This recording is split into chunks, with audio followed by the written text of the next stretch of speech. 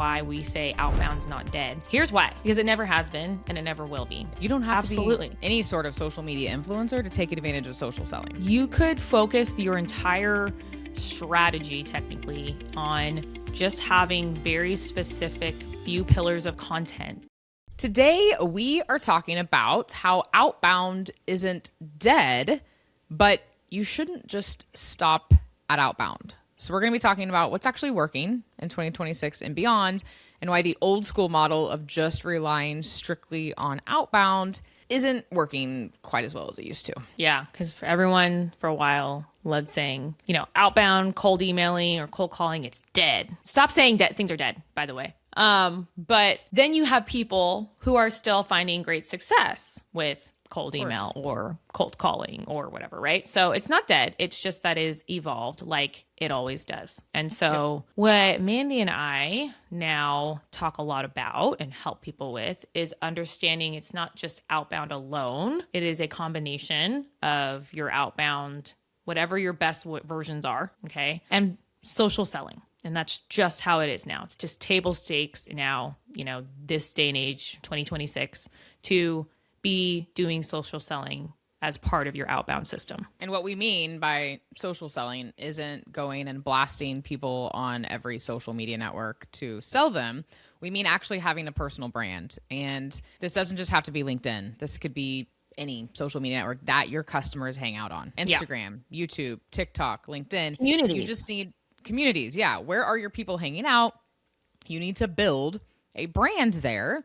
And then obviously meet people, like a giant in-person networking event is what I need you to think of this as, because that is how we get responses and visibility way faster than just blasting a bunch of people. Because when you blast a bunch of people, cold call, cold email, you're looking like everyone else, because decision makers receive 121 emails per day. So even if your email is badass, it's a numbers game. It's like, are they even going to see it? Are they even going to open it? Even if the best subject line in the world, your chances are a lot less than if you were to build a brand on LinkedIn, for example, and then reach out to people that way. But do it all. So, Lindsay, before you were talking about the word omni-channel and how that was like the rage.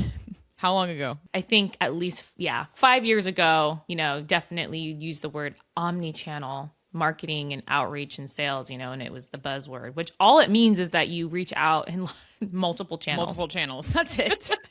Which is what you should be doing anyway. Right. So the point of this is that quote unquote omni-channel, multi-touch outreach, account-based, all of those phrases that we use and just change every couple of years, that is still one of the things that you should be doing. It's the way that we do it is what evolves. And to Mandy's point earlier about the quantity of cold emails and calls that exist now, the reason why that's happening is because we have tools and AI to allow us to 100x, the quantity that we were doing even before AI, right? First, it was things like outreach and dialers that could allow us to increase quantity. Now we add in AI and we can do exponentially more. So what's evolving is that we now have to take advantage of the fact that our buyers pretty much do now exist on social media, social places, right? Communities, etc. Especially because we are more of a remote world, right? Ever since COVID, we became a more remote type of people.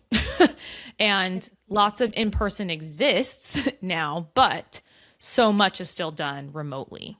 We like it. It can be more efficient. That's how Mandy and I can operate a business together and be in different parts of the world or United States at any given time. So it's not a bad thing, but in order to continue building relationships and connections with people, nowadays we have things like social media and social communities. So this is how we build the relationships within our omni-channel approach. And this is how you stand out, because people that aren't doing this are looking like everyone else in the inboxes and the phones. And Lindsay and I are still a big fan of picking up the phone and emailing. We're not saying that you just have to use social media, but when you use it with old school outbound, which is phone and email, it works that much better because you're not being seen so much as a stranger. So you could send someone a connection request, leave a comment, and then you could pick up the phone and say, hey, Lindsay, I just sent you a connection request. I loved your post yesterday on XYZ. do you have a couple minutes? You know, whatever your cold call opener is, you can do the same thing via email. So we're leveraging all of the channels so we actually stand out and we don't blend into the 99% of sellers out there. That's why we do this. If we take a look about brand partnerships, for example, now, so we are now seeing, you know, Mandy and I included, we partner with a few of the brands that we actually use, you know, in our businesses. And we talk about it on like LinkedIn, for example. And that is modern day form of that's all that is advertising. Yeah. We see commercials and we see, you know, a celebrity or an athlete endorsing the brand, and it's the same methodology. It's, I'm a person, I use this thing and I'm talking about it, and it makes other people go, okay, there's some trust I might be giving there, right? And now it's being done, you know, on like LinkedIn. It's been done on places like Instagram and TikTok before that. It's newer to LinkedIn, but it's the same concept, right? So building your own social brand is a part of the system that is going to be what makes you stay successful over other people, because it's the same things that have worked always. It's visibility, it's brand recognition, and it's trust and connection that you're building. That's right. And we're not saying that you have to be an influencer either. Like, we need to tell people that too. Like, you don't have to be any sort of social media influencer to take advantage of social selling. You could focus your entire strategy technically on just having very specific few pillars of content that you post about and comment about, which is coming from your expertise and what you do for your role at a company or your own business.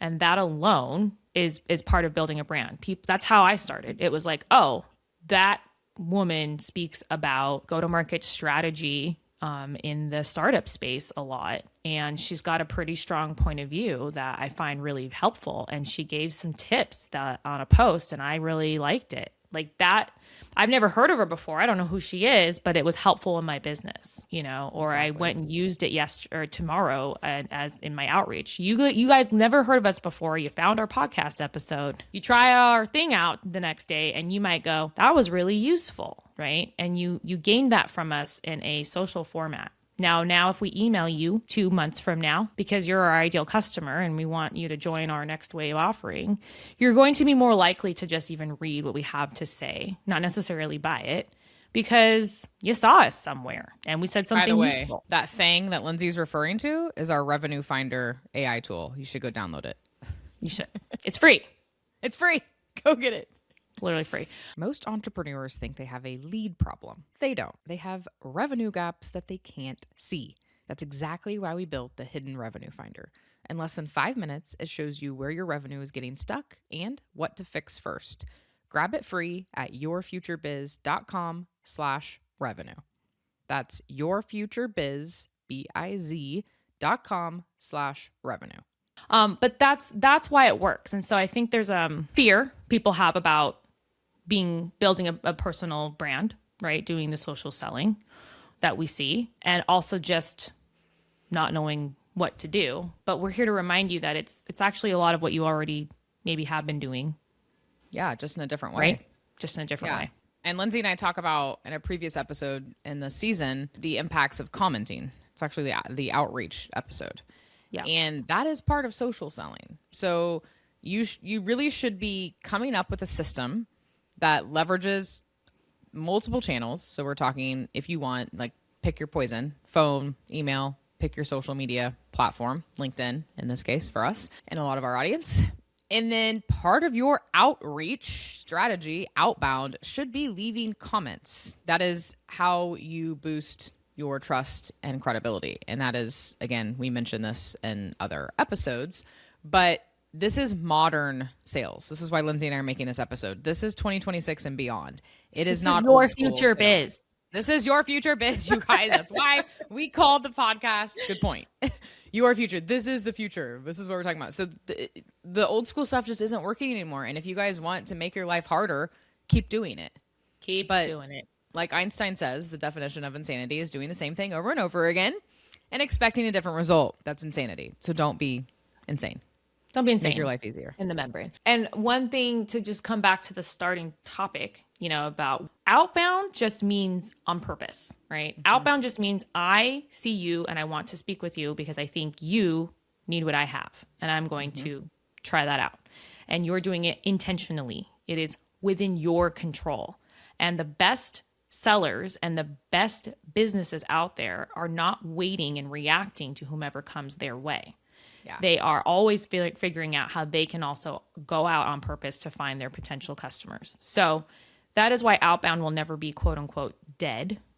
However, the way to make it the most effective is the same things that have always been the most effective. You are having multiple channels because you're hitting people either in the ways they want to receive your outreach the most and or potentially hitting them in a different part in their journey as a buyer, right? That customer journey we've talked about before. What's really cool about when you're building a brand on social media and social selling is you can hit people in different parts of their customer journey in the same place.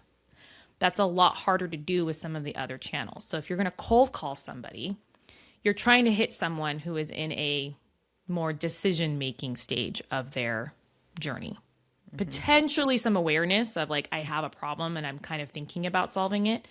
But if they're not in that or pretty much like, yeah, I do need to figure this out right now, then this channel will not help with like top of funnel, building trust and awareness or any of that, right? And so if you are on LinkedIn and you can hit the different parts of having someone get to know who you are and your brand and build value and trust with them, and communicate with them socially, either in comments or direct messages, then you get to have a place to hit all those pieces, right? So that is why social selling is so damn effective. Well, and let's talk about how the algorithm works. When you connect with people and you message people in the DMs on LinkedIn, those people are going to see your posts more. Yes. So you are also giving yourself a higher chance of being top of mind when that person is ready to make a decision. Not just in the LinkedIn DMs, which is, by the way, a lot easier to get responses than email or cold call, unless you can actually get someone on the phone, which is also hard these days. Yeah. You are taking advantage of these social media algorithms, and it's really simple. You just have to start conversations with people on LinkedIn and post. You don't have to post that much, once, twice a week. And those people that you're communicating with will see your stuff. Start conversations, not pitching.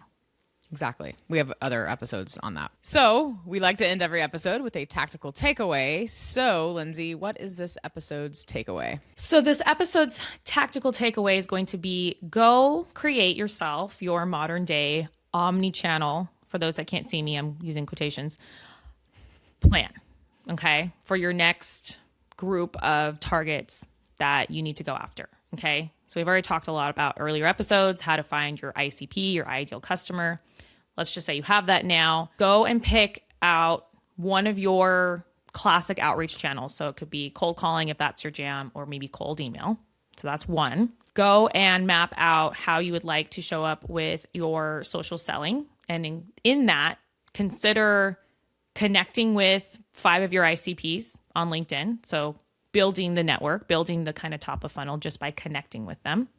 Write a post that aligns with your brand, the pillars you talk about, the problem that you solve, and go comment on 5 of your ICPs, either their posts or you can look up their recent comments and join their discussion, and go DM 5 people that you've been maybe already talking to somewhere else. So if you've already been emailing them, calling them, or potentially had commented on some posts, just go start a conversation in the DMs with them. Don't pitch them, just start a conversation. And then make sure you build out, like you would normally, multiple touches, follow-ups, which if you're not really sure how to do follow-ups really well, fear not. We have an episode coming pretty soon that will be all about that.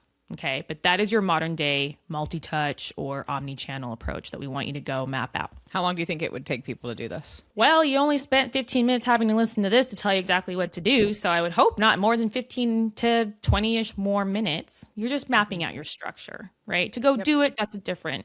That's what you got to do after the tactical takeaway. But it's better when you make your plan first. So the plan shouldn't take you that long, is what we're trying to say. Just sit down, jot it down, and then actually start executing so you can see the fruits of your labor and that it works. Okay.